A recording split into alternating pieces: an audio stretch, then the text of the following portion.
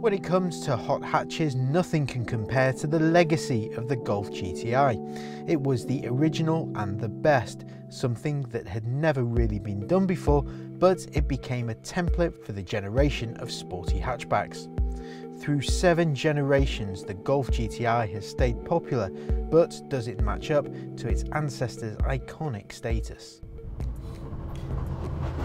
Despite being developed with fuel efficiency in mind, the GTI's full potential was soon spotted by Volkswagen bosses, and as soon as it went on sale, it captured hearts around the world.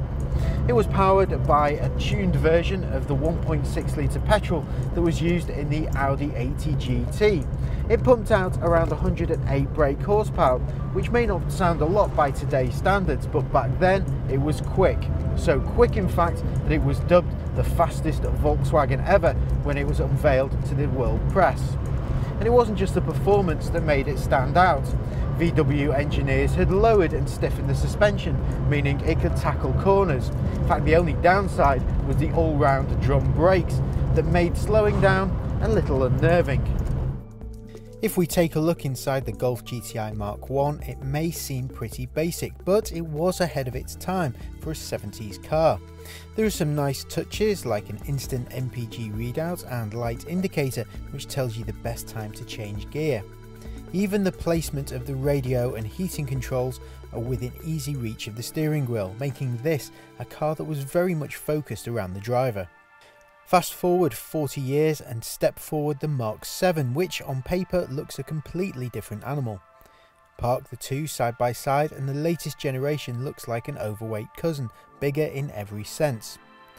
Short of a few GTI badges, alloy wheels and subtle body styling, there's little that screams it's a hot hatch. You have to look closely for signs of tribute to its ancestor, like the red stripe that ran around the edge of the grille on the original now runs across the headlamps and grille, and of course the trademark golf ball style gear stick shared in both models, not only to mention the tartan seats. The interior remains very much focused around the driver, just like the original.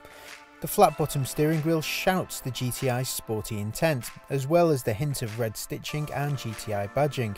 But of course, no one buys a Golf GTI for the interior. This is a car that's all about the way it drives.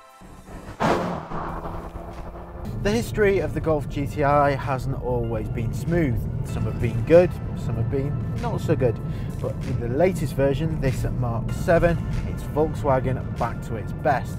It's powered by a 2 litre TFSI engine, which is good for 0 to 60 in around 6.5 seconds, and a staggering top speed of 152 miles per hour.